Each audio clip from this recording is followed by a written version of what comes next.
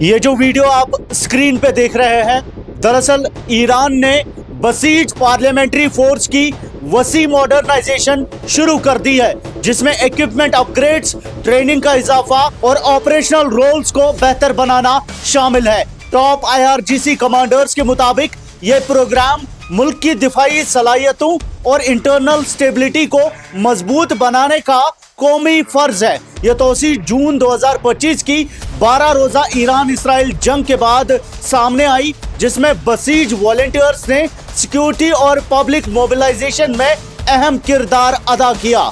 दरअसल बसीज 1979 में इमाम खुमैनी रहमतुल्लाह अलैह ने IRGC के ज़ेरे इंतजाम एक वॉलंटियर नेटवर्क के तौर पर कायम की थी, जो आज भी ईरान के मुख्तलिफ इलाकों में ग्रास रूट्स मोबिलाइजेशन का मरकजी हिस्सा है। ईरानियन लीडरशिप के दावे के मुताबिक बसीज की मेंबरशिप 10 मिलियन से ज्यादा है, जबकि 2009 तक IRGC कमांडर्स ने 11.2 मिलियन रजिस्टर्ड वॉलंटियर्स का क्लेम किया।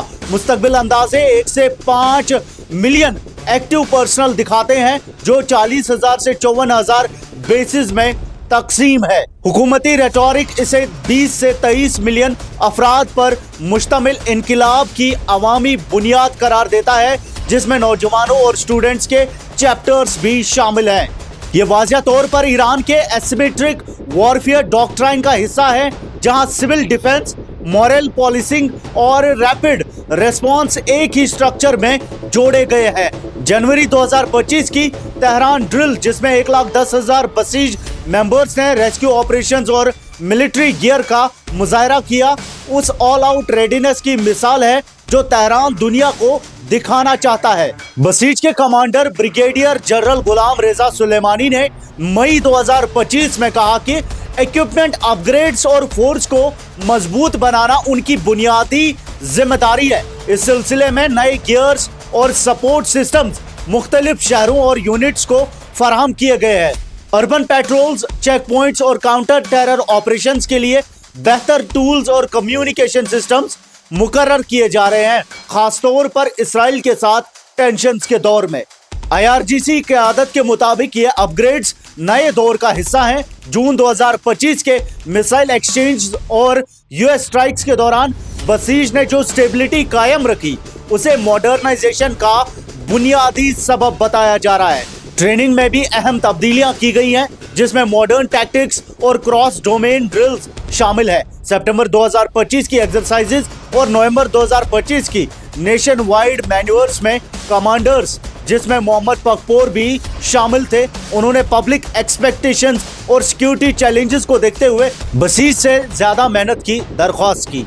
ईरान के 1404 मिलिट्री बजट यानी मार्च 2025 से 2026 में IRGC और बसीज के लिए मजीद फंड्स रखे गए हैं, खासतौर पर मिसाइल टेक्नोलॉजी और इंटरनल सिक्योरिटी के लिए।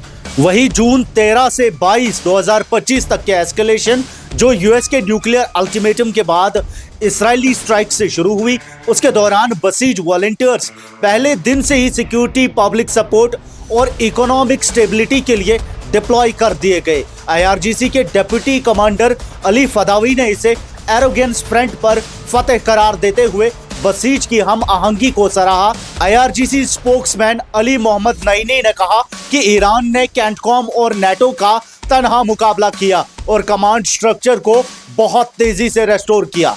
इस दौरान अर्बन पेट्रोल्स बढ़ा दी गई। गवर्नमेंट स्पोक्सवुमन फातिमा मुहाजिरानी ने बसीज के रात भर के विजिलेंस पर उन्हें शुक्रिया अदा किया, जो अनरेस्ट और इन्फिल्ट्रेशन का रोकथाम करती रही। ये उन तनाज़ुआत की याद दिलाता है जहां बसीज ने 2009 के प्रोटेस्ट्स, 2019 का आंदोलन और 2022 से 23 के मासा अमीनी अपराइजिंग में अहम रोल अदा किया। हालांकि ईरानियन अथॉरिटीज तशद्दुद के इल्जामात को रद्द करते हैं।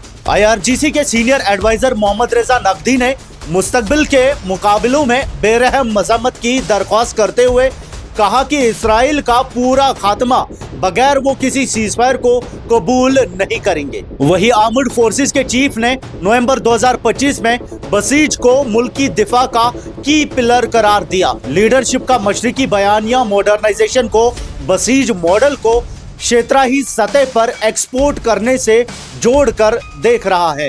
मिलिट्री बजट के इजाफे ने प्रिसीजन मिसाइल्स और बसीज के ड्यूअल रोल्स, डोमेस्टिक क्रैकडाउन और रीजनल रेजिस्टेंस दोनों को मरकजी अहमियत देती है। तनकीद करने वाले कहते हैं कि मेंबरशिप फिगर्स ज्यादा कर दी जाती हैं प्रोपेगेंडा के लिए, क्योंकि बहुत से लोग सिर्फ मिलिट्री एग्जेम्पशंस के लिए बसीज कार्ड्स रखते हैं। असल एक्टिव फाइटर्स की तादाद हजारों में है, लेकिन तेहरान इसे फुल स्पेक्ट्रम रेडीनेस का हिस्सा करार देता है। ईरान की बसीज मॉडर्नाइजेशन उसके डिटरेंस स्ट्रेटेजी को मजबूत बनाती है। खासतौर पर यूएस इसराइल एग्रेशन के खिलाफ ये न्यूक्लियर डिप्लोमेसी प्रॉक्सी नेटवर्क्स और हाइब्रिड वॉरफेयर के साथ सिंक्रोनाइज की जा रही है। ड्रिल्स के इजाफे और इक्विपमेंट अपग्रेड्स ने यह वाज़ेह कर दिया है कि तेहरान बसीज को मुल्क की रेजिस्टेंस इकोनॉमी और हर किस्म के हाइब्रिड थ्रेट्स के लिए लाजमी साख्तार की शक्ल में पेश कर रहा है। आपकी क्या राय है? कमेंट्स में हमें जरूर बताएं। मैं सईद साजिद हुसैन, GNI।